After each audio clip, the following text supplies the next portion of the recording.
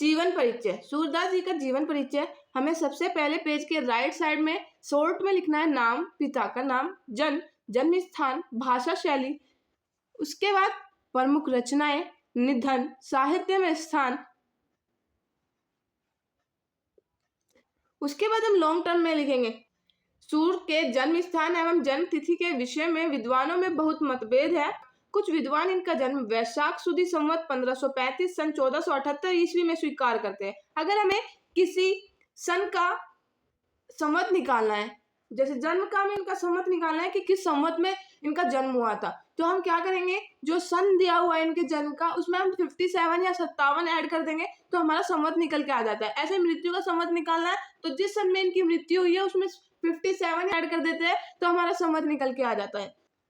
कुछ विद्वान इनका जन्म रुनकता नामक ग्राम में संवत 1540 में मानते हैं।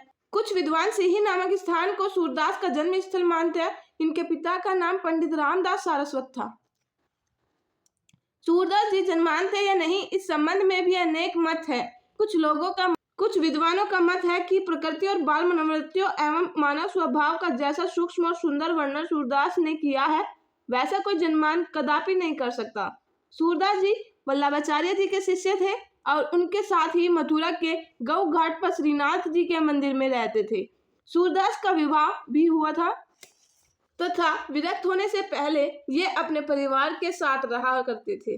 पहले भी विनय के पद गाया करते थे किंतु वल्लभाचार्य जी के संपर्क में आकर कृष्ण लीला का गान करने लगे। कहा जाता है कि सूरदास जी से एक बार मथुरा में तुलसीदास जी की भेंट हुई थी। अब दोनों में प्रेम भाव भी बढ़ गया था। सूरदास से प्रभावित होकर ही तुलसीदास जी ने श्री कृष्ण गीतावली की रचना की थी। सूरदास जी की मृत्यु संवत 1640 सन 1583 ईस्वी में गोवर्धन के पास पारसौली नामक ग्राम में हुई थी।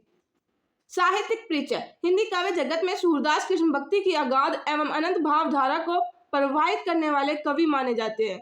इनके काव्य का मुख्य विषय कृष्ण भक्ति है। इन्होंने अपनी रचनाओं में राधा कृष्ण की लीला के विभिन्न रूपों का चित्रण किया है। इनका काव्य श्रीमद् भागवत से अत्यधिक प्रभावित रहा है किंतु उसमें इनकी विलक्षण मौलिक प्रतिभा के दर्शन होते हैं। इन्होंने अपनी रचनाओं में भाव पक्ष को सर्वाधिक महत्व दिया है। सूरदास के भ्रमर गीत में गोपियों एवं उद्धव के संवाद के माध्यम से प्रेम, विरह, ज्ञान एवं भक्ति का जो अद्भुत भाव प्रकट हुआ है वह इनकी महान काव्यात्मक प्रतिभा का परिचय देता है। कृतियां।